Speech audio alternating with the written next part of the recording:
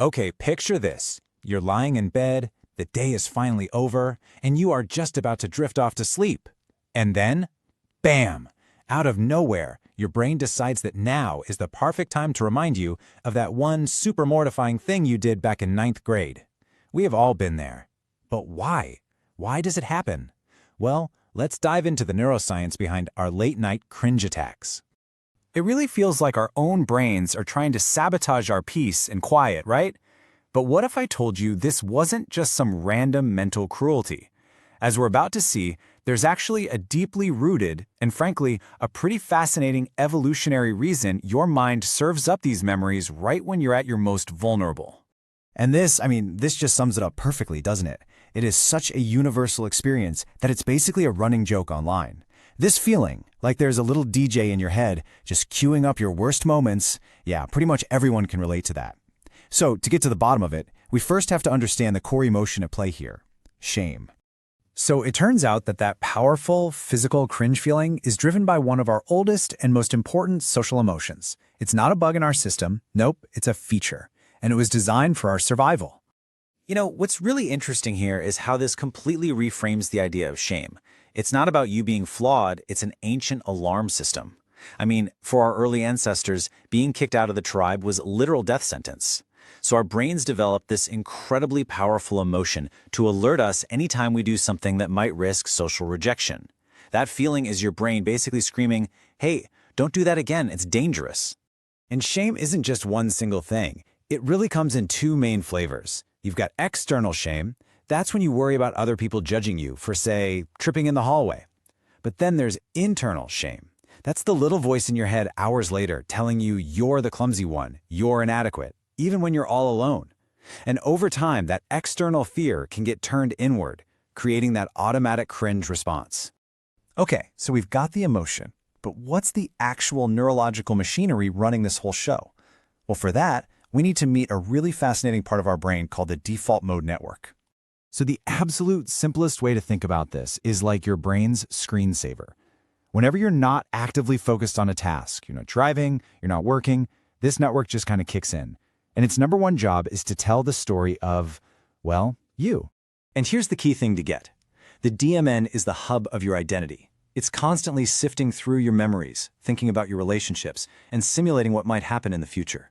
And a huge part of planning for the future is learning from the past, running these little mental simulations of what not to do again based on old mistakes. It is, quite literally, the me network. And you can see here, the DMN isn't just one spot in your brain, it's a whole team of regions working together. You've got the medial prefrontal cortex. Think of that as the CEO of your personal story, always focused on your goals.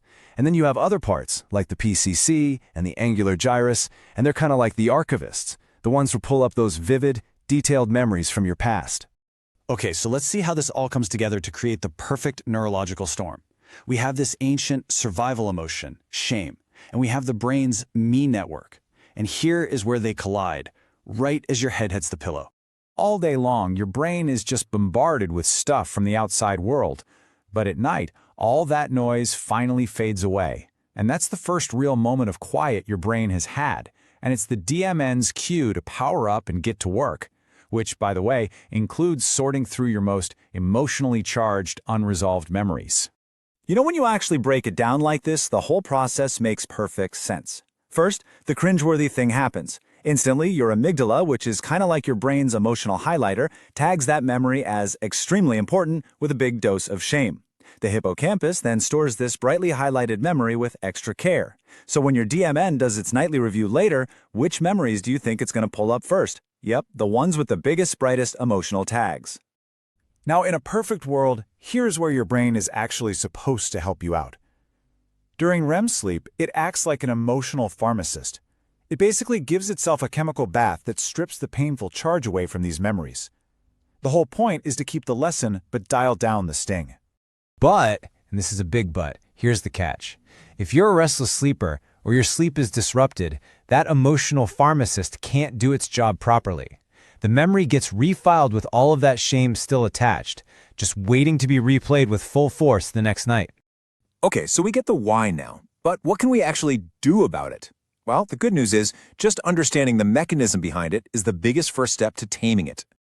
This right here is probably the single most important thing to take away from all this. Your brain is not your enemy. It is trying to protect you, it's just using a very ancient and, let's be honest, a somewhat clumsy system. It's basically an internal coach running a simulation to help you plan for a better social future, saying, hey, remember how bad this felt? Let's make sure we don't end up in this situation again. So, what's the game plan? Well, here are some really great strategies. When a memory pops up, you can try something called thought switching. Just immediately force yourself to think about something super boring, like your grocery list, just to break the cycle. Or you could try active resolution. Take a second to acknowledge the memory and just tell yourself, you know what? I was trying my best back then. Honestly, even just sharing the story with a friend can completely neutralize its power with a little bit of humor and self-compassion. The goal isn't to erase the memory, it's to strip it of its emotional weight.